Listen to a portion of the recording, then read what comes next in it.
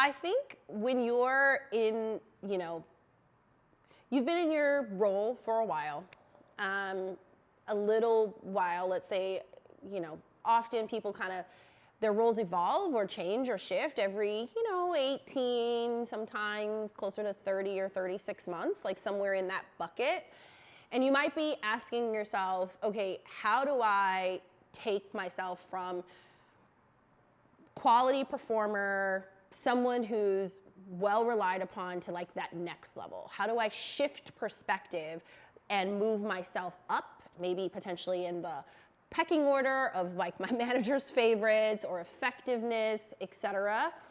And one thing to think about as you're going through that exercise is really understanding how you add value at this time.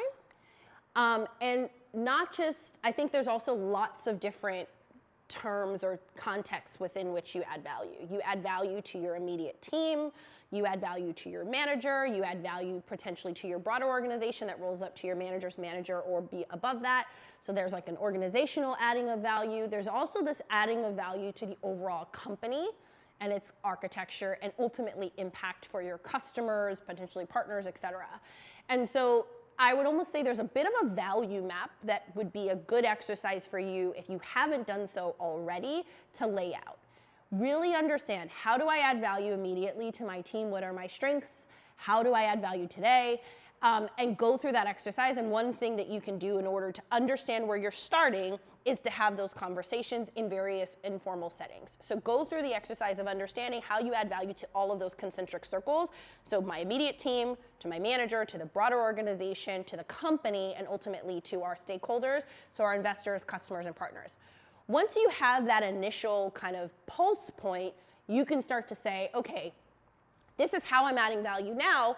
Then you can shift or pivot the conversation to, how can I add more value? And I've talked in other videos or in other conversations that we've had together around the importance of collecting information.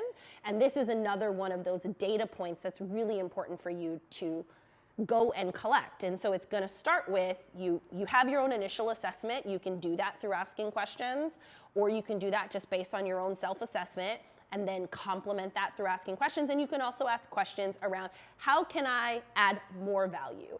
Or what additional value do you think I can add? And there's lots of ways to get at this. I think that having those ongoing exchanges of information, discussions, touch points with members of your team, cross-functional business partners, so your work doesn't just touch inside your org. I worked in finance for most of my career, but often I led projects, I led roles that actually touched lots of teams across the company. And so it's important to really make sure that you understand how your work ties into other people's work. So by knowing how that happens, then you can also ask, how can I add more value? So I think the very first step is taking that self-assessment, complementing that with data, and asking the question, what additional value can I add? And through that, you can construct a point of view, a plan, and a perspective. But to me, doing anything in a vacuum or doing anything in a silo is going to leave you probably missing more than you hit. And also, it's likely going to mean that others are not necessarily going to always receive what you produce in the way that you intended. So it's about taking the time to really get clarity and information in order to move yourself forward. So you spent time, as you think about moving from good to great, defining how you add value now and identifying opportunities for how you can add value going forward. And you're going to move to this place of, okay, well, what choices am I going to make? And that should be framed or filtered through this idea of well, how do I want to grow as well, right? You may get a very, hopefully it's not a lengthy list. It could be a lengthy list of ways to add value in other parts of the organization, but you're also going to get an opportunity to say, well, what of this do I feel serves me? Yes, it serves the organization, but serves me when I think about my greater goals and aspirations as a leader or as a people manager or a new manager or what have you. And so you're going to actually take this perspective of, I want to add value. I want to look at the career ladder on which I sit. I want to understand what is required at the next level. And there might be skills that you don't have today. So you're going to take the time, again, collecting information, do some of your own research, having important and meaningful conversations with your manager. If you have an aspiration to be promoted, you might say, what do I need to know to be successful at the next level? Those data points, you're going to collect them, and then you're going to define 1 or 2 things you're going to work on specifically to then go and pursue. And that's how you're going to grow personally.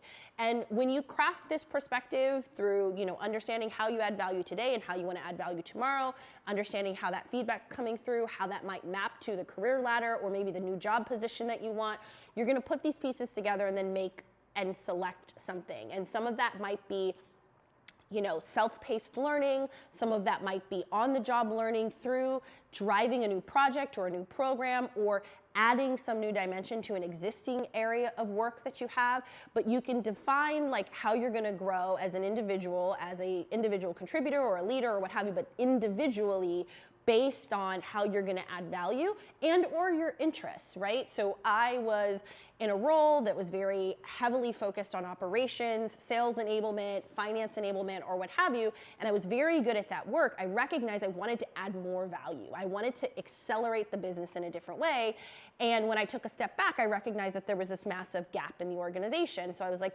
maybe I can go and create a role that serves and addresses that gap, and then therefore takes us into this next kind of chapter of evolution as an organization.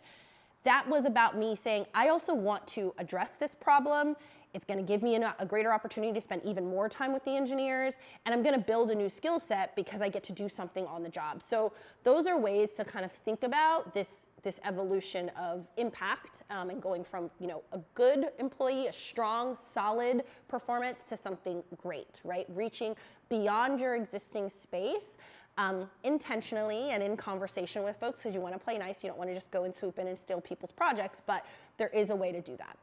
Yeah, so as you go through this overall kind of leveling up and moving from good to great, you're going to want to balance and do so intentionally this idea of tightening and honing in on your existing skill set or refining that existing skill set versus learning a net new skill.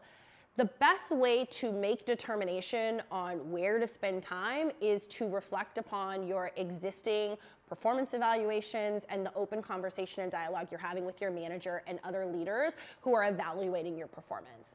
I say that you should start with this as the filter for making those decisions on, am I tightening, or am I adding and then tightening? Because ultimately, we all get evaluated. No matter where we are in an organization, we get evaluated. And so it's important to take the time to understand what's important at that moment. If this is about moving from one level to the next level, you're going to need to ask questions that are about what's missing. And they may clarify that what's missing is something that's net new, or they may clarify that what is missing is actually about the refining and the honing and the tightening of existing skills. And so I definitely think context is important. So learn about the context that exists around what you're doing and what you're doing well, and ultimately what you need in order to serve your own vision, mission, purpose, and or just like that next step in your career.